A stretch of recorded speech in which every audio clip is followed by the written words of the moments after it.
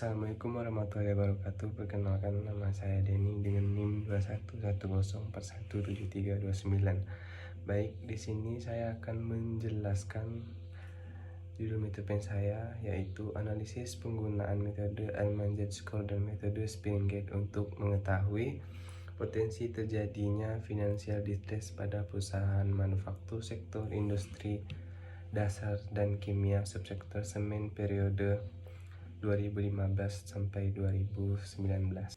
Selanjutnya ada bab 1 atau pendahuluan dan latar belakang. Perusahaan manufaktur merupakan perusahaan industri pengelolaan yang mengelola bahan baku menjadi barang jadi. Umumnya perusahaan manufaktur identik dengan adanya pabrik untuk melakukan proses produksi.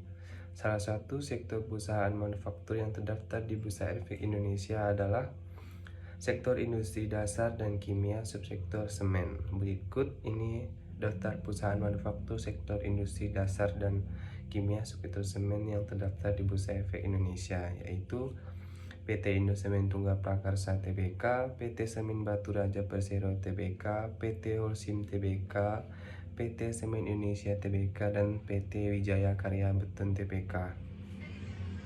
Selanjutnya ada 4 rumusan masalah dan 4 tujuan penelitian.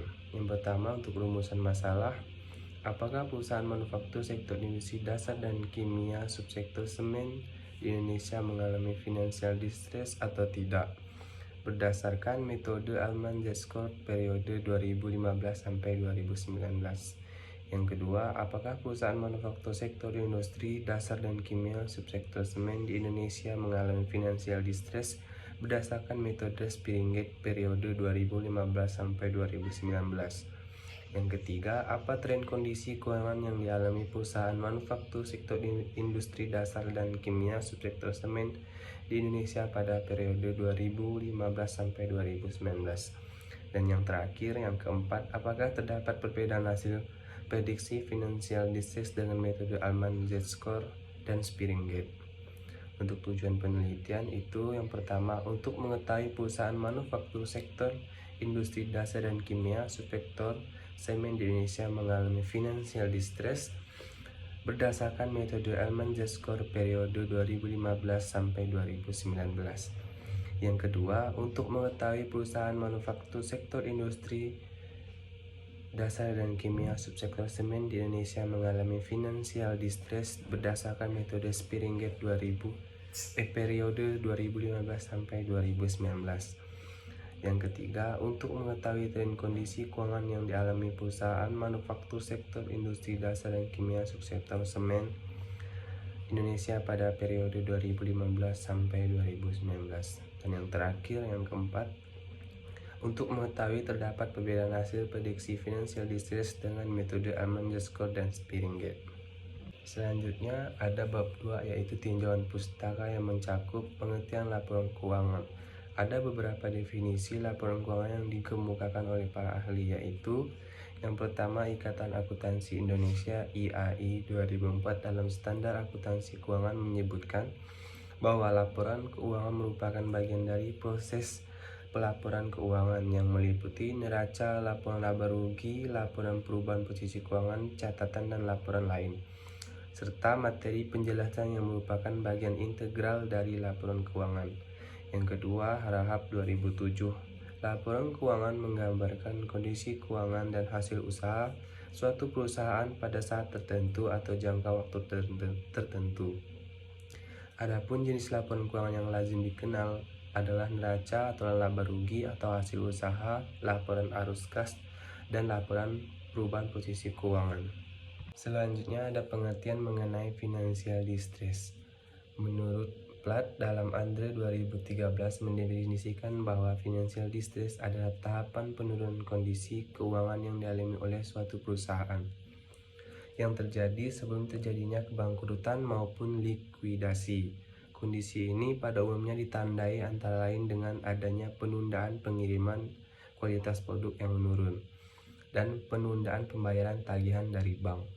Menurut Alman dalam Pramuditya 2014, financial distress digolongkan ke dalam 4 istilah umum, yaitu economic failure, business failure, insolvency, dan legal bankruptcy. Selanjutnya ada metode prediksi financial distress. Altman. Setelah dipelopori Beaver tahun 1966, kemudian Edward Altman juga melakukan penelitian tentang financial distress. Altman melakukan apa yang Beaver 1966 sarankan dan diakhiri tulisannya, yaitu melakukan analisis multivarian. Model yang dikemukakan Altman kemudian menjadi model yang paling populer untuk melakukan prediksi financial distress. Model tersebut dikenal dengan nama Z-score. Hasil pengujian rasio memilih 5 rasio yang dianggap terbaik untuk dijadikan variabel dalam model. Rasio yang terpilih tersebut adalah working capital, retained earning, EBIT, dan sales. Keempat rasio tersebut dimasukkan ke dalam analisis MDA dan menghasilkan model sebagai berikut, yaitu Z sama dengan 1.2A plus 1.4B plus 3.3C plus 0.6D plus 0.999E, di mana X1 working capital, X2 retained earnings, X3 earning before interest and taxes, X4 market value of equity, X5 sales. Berikut mengenai Spearinggate. Spearinggate membuat model prediksi financial distress pada tahun 1978. Dalam pembuatannya, Spearinggate menggunakan metode yang sama dengan Altman, yaitu Multiple Discriminant Analysis atau MDA. Jumlah rasio awalnya yaitu 19 rasio. Setelah melalui uji yang sama dengan yang dilakukan Altman 1968, Spearinggate membeli 4 rasio yang dipercaya bisa membedakan antara perusahaan yang mengalami distress dan yang tidak distress. Sampel yang digunakan Spearinggate berjumlah 40 perusahaan yang berlokasi di Kanada. Model yang dihasilkan Spearinggate 1978 adalah sebagai berikut, yaitu Z sama dengan 1.03A plus 3.07B plus 0.66C plus 0.4D, di mana X1 sebagai working capital, X2 sebagai net profit before interest and taxes, X3 net profit before taxes, dan yang terakhir X4 sales.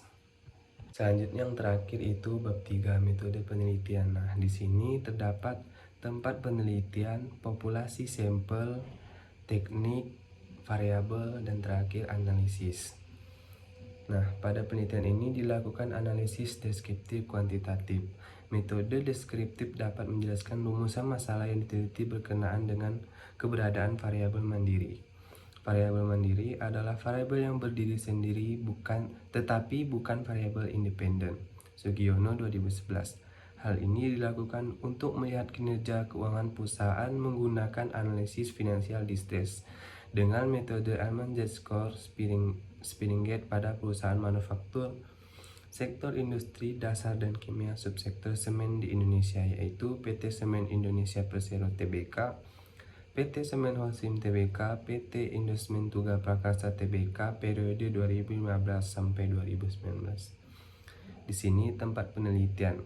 Penelitian dilakukan dengan cara penelitian sekunder, yaitu mengambil data atau informasi melalui akses internet ke web Bursa Efek Indonesia, web masing-masing perusahaan manufaktur sektor industri dasar dan kimia subsektor semen Indonesia, yaitu PT Semen Indonesia Persero Tbk, PT Holcim Tbk, PT Indosmen Tunggal Prakasa Tbk, dan link lainnya yang memberikan tambahan informasi tentang masalah dalam penelitian. Berikut untuk populasi dan sampel. Populasi menurut Sugiono 2011 adalah wilayah generalisasi yang terdiri atas objek atau subjek yang mempunyai kualitas dan karakteristik tertentu yang ditetapkan oleh peneliti untuk dipelajari dan kemudian ditarik kesimpulannya. Populasi dalam penelitian ini adalah perusahaan manufaktur sektor industri dasar dan kimia subsektor semen di Indonesia. Selanjutnya untuk sampel adalah bagian dari jumlah karakteristik yang dimiliki oleh populasi tersebut. Menurut Sugiono 2011, di mana pada penelitian ini peneliti menggunakan sampling jenuh. Sampling jenuh adalah teknik penentuan sampel bila semua anggota populasi digunakan sebagai sampel. Penggunaan teknik ini sering dilakukan bila jumlah populasi relatif kecil atau peneliti ingin membuat generalisasi dengan tingkat kesalahan yang kecil. Penelitian ini menggunakan sampel laporan keuangan periode 2015 sampai 2019 pada perusahaan manufaktur sektor industri dasar dan kimia subsektor semen. Untuk teknik pengumpulan data yang digunakan dalam penelitian ini adalah yang pertama, penelitian kepustakaan, yaitu penelitian kepustakaan adalah pengumpulan data dan informasi yang relevan melalui membaca dan menelaah buku, majalah, artikel, jurnal, dan tulisan-tulisan yang berkaitan dengan masalah tingkat yang diangkat dalam penelitian ini. Yang kedua, mengakses website dan situs-situs yang menyediakan informasi yang berkaitan dengan masalah dalam penelitian ini. Selanjutnya ada variabel penelitian. Pada penelitian ini, variabel yang akan diteliti adalah financial distress, yaitu model aman Z-score Z sama dengan 1.2A plus 1.4B plus 3.3C plus 0.6D plus 0.999E. Untuk model Spiringate, Z sama dengan 1.03A plus 3.07B plus 0.66C plus 0.4D. Dan yang terakhir di sini ada analisis data untuk metode Alman. Alman menggunakan nilai cut-off 2,675 dan 1,81. Artinya, jika nilai Z yang diperoleh lebih dari 2,675, perusahaan diprediksi tidak mengalami financial distress di masa depan. Perusahaan yang nilai Z-nya berada di antara 1,81 dan 2,675 berarti perusahaan itu berada dalam gray area, yaitu perusahaan mengalami masalah dalam keuangannya, walaupun tidak seserius masalah perusahaan yang mengalami financial distress. Lalu perusahaan yang memiliki nilai Z di bawah 1,81 diprediksi akan mengalami financial distress. Dan selanjutnya untuk metode Spiringate. Spiringate mengemukakan nilai cut-off yang berlaku untuk model ini adalah 0,862. Nilai Z yang lebih kecil dari 0,862 menunjukkan bahwa perusahaan tersebut diprediksi akan mengalami financial distress. Model ini memiliki akurasi 92,5% dalam tes yang dilakukan Spiringate. Penelitian yang telah dilakukan menggunakan sampel perusahaan yang berbeda-beda nilai asidnya. Heras 1979 menguji model ini atas 5 perusahaan yang nilai asetnya rata-rata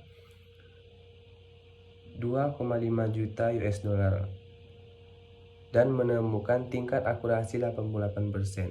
Sedangkan Sense 1980 menguji model ini pada 24 perusahaan yang nilai rata-rata asetnya 63,4 juta US dollar dan menemukan tingkat akurasi 83,3%.